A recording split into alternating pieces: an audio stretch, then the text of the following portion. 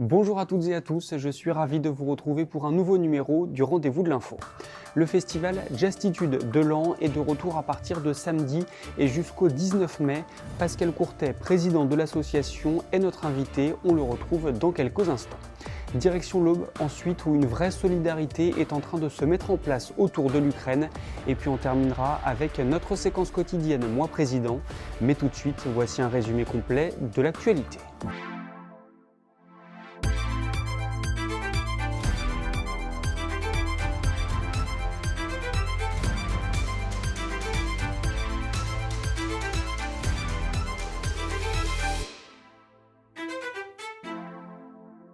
Emmanuel Macron va officialiser sa candidature à l'élection présidentielle dans une lettre aux Français qui sera mise en ligne ce jeudi soir sur nos sites. Le chef de l'État a tenu à offrir à la presse quotidienne régionale la primeur de cette annonce. Dossier spécial dans votre journal de vendredi. Le Stade de Reims souhaite apporter un soutien concret à l'Ukraine et en particulier à la joueuse de son équipe féminine Tania Romanenko. Un camion solidaire va bientôt prendre la route. Retrouvez une carte avec l'ensemble des initiatives locales pour l'Ukraine sur le site de l'Union et de l'Ardennais. À midi, le bourdon de la cathédrale Saint-Pierre-Saint-Paul de Troyes a sonné pendant 8 minutes, soit 1 minute par jour depuis le début de la guerre. Par ce geste, le diocèse souhaitait appeler à sa manière à la paix en Europe. Regardez.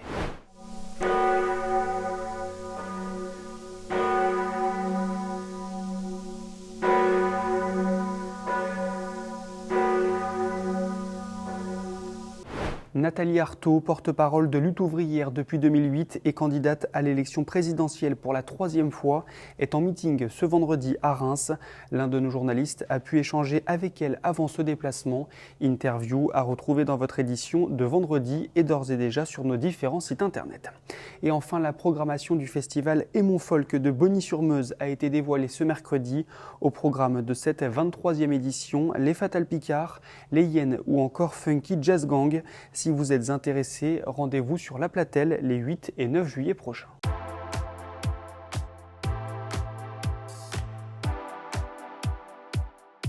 11 concerts, de nombreuses villes partenaires et surtout la joie de se retrouver après 2 années compliquées. Le festival Jazztitude de Laon est de retour à partir de samedi. Rencontre avec le président de l'association. Pascal Courtet, bonjour. Merci de nous accorder ces quelques minutes. Est-ce que vous pourriez tout d'abord nous présenter cette 25e édition de Jazztitude ? Oui, bonjour. Donc c'est une 25e édition, une édition anniversaire qui se déroulera du 5 mars au 19 mai avec 11 concerts, 5 concerts prévus à Laon et 6 concerts prévus dans les communes partenaires. On est très heureux de retrouver notre public avec des conditions qui seront meilleures cette année.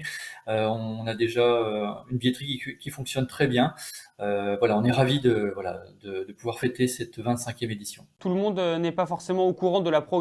Est-ce que vous pourriez nous parler des artistes qui seront présents ? Alors, en tête d'affiche, nous aurons la venue de Kyle Eastwood, qui est bassiste et contrebassiste de jazz, qui est le fils de Clint Eastwood, et qui va nous proposer un hommage aux musiques de films. On pourra retrouver donc des thèmes qui sont extrêmement connus, Skyfall, Million Dollar Baby, La Panthère Rose, entre autres, et un hommage à Michel Legrand, Les Boulins de mon cœur. Vous nous parliez il y a quelques instants de la billetterie. Précisez-nous un peu comment ça se passe. Est-ce qu'il est possible de continuer à prendre des places tout au long de Jazztitude ? Oui, tout à fait. La billetterie est ouverte en ligne. Il vous suffit de vous connecter sur le www.jazztitude.org et afin de pouvoir réserver vos billets. Et vous pouvez également vous présenter au bureau Jazztitude pour acheter des billets. Le bureau est ouvert les lundis, mercredis et vendredis entre 14h et 17h. Aujourd'hui, on est à combien de places vendues à peu près ? Là, actuellement, nous sommes à 262 billets vendus, ce qui est un excellent démarrage. Donc, on espère que ça va continuer ainsi. Un mot également sur les bénévoles, puisque sans eux, Jazztitude n'existerait pas.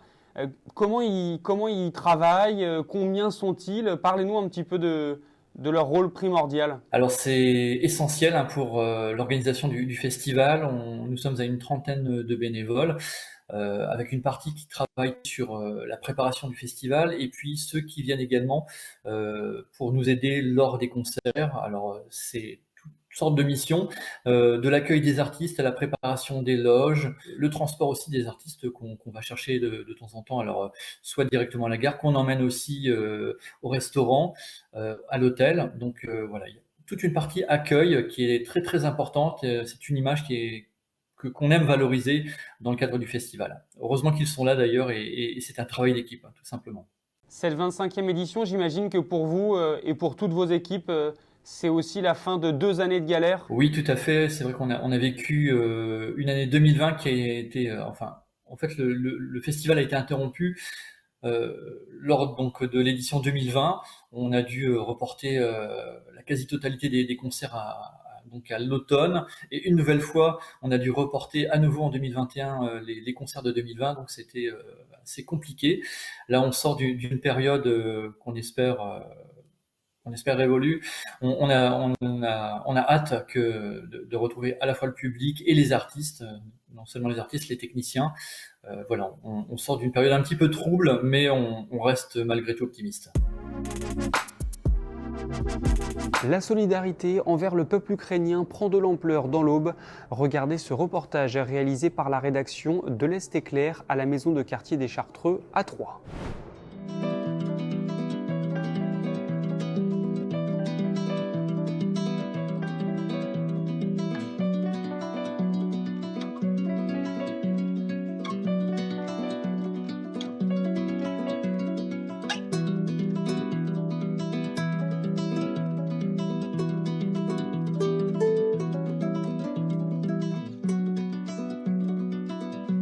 Et nous avons eu, à l'initiative du maire, bien sûr, dès vendredi midi, une réunion de municipalité. Et là, le maire a posé la question quel type de message en fait, de solidarité avec les Ukrainiens nous pouvions, en tant que collectivité troyenne, porter. Et un accord s'est très vite trouvé en disant il faut que ce soit pratique, que ce soit concret. Et donc, première initiative, vous l'avez vu dès vendredi, le maire a dit on est en état à Troyes d'accueillir des réfugiés. Et là, c'est un message lancé à l'État, donc localement à la préfecture. Et puis encore plus concret, être à l'initiative pour solliciter la générosité et la solidarité des familles troyennes. Et puis essayer autant que faire se peut de coordonner les initiatives qui sont prises par les associations. Voilà comment ça s'est passé, aussi simplement que ça.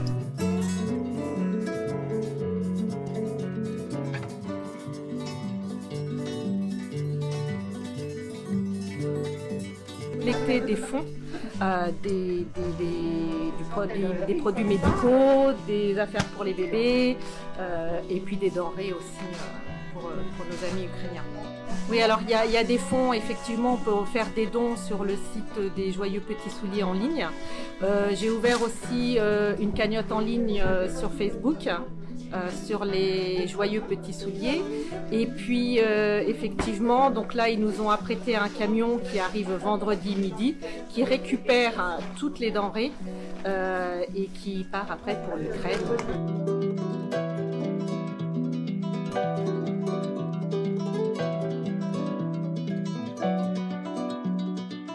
Parce que moi, c'est un peu différent. Ce sont des entreprises qui m'ont sollicité pour me dire qu'ils avaient de l'hébergement à fournir et du travail à fournir à des réfugiés ukrainiens qui arriveraient sur le département très très vite. Alors ce qui est sympa, c'est qu'on a déjà pas mal d'entreprises volontaires et les services de l'État n'étaient pas encore mis en route. Mais hier, le préfet de l'Aube, que j'ai vu lundi justement pour lui parler de tout ça, m'a fait savoir que Gérald Darmanin a mis en place maintenant tout un mécanisme pour pouvoir recevoir les réfugiés très rapidement, et on peut d'ores et déjà remonter au service de la préfecture toutes les bonnes volontés, entreprises qui pourraient loger, faire travailler du monde. Donc c'est dans ce cadre-là aussi que moi, en tant que parlementaire, je pourrais intervenir sur cette opération que je trouve vraiment formidable, qui a été mise en place au niveau de la ville de Troyes et au niveau bien sûr de la France, parce que c'est important et c'est un dossier qui nous concerne tous, ce qui se passe en Ukraine aujourd'hui. On se rend compte que les gens vraiment donnent de bon cœur, ils se posent même pas la question, on leur demande et hop, oui j'y vais, c'est magnifique. Une belle solidarité, vraiment.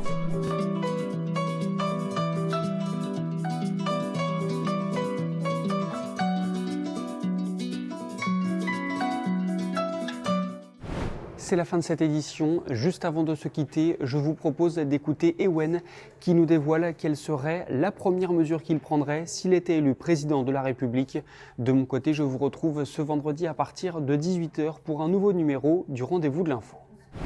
Moi, président, j'essayerai en tout cas de mettre au centre de mon programme un programme ou quelque chose en tout cas pour pouvoir que tous les étudiants en France aient un logement décent à forcément moindre prix parce que le logement c'est une grosse galère quand on est étudiant à payer le loyer, etc. Donc j'essaierai de faire un truc comme ça. Parce que moi je suis sorti de mes études mais je me suis retrouvé dans pas mal de galères moi quand j'étais étudiant par rapport à mon logement, des galères d'électricité, la facture d'élec qui monte vachement haut, ou alors des trucs comme des appartements insalubres, j'ai pas eu de salle de bain pendant 6 mois, enfin des trucs comme ça. Et parce que de par mon statut étudiant, c'est le propriétaire qui en profitait, ou le démarcheur téléphonique qui était pour le contrat d'élec, ce genre de choses. Et ça m'a vachement pénalisé et j'en retiens des mauvais souvenirs un peu de ma vie étudiante à cause de ça, quoi.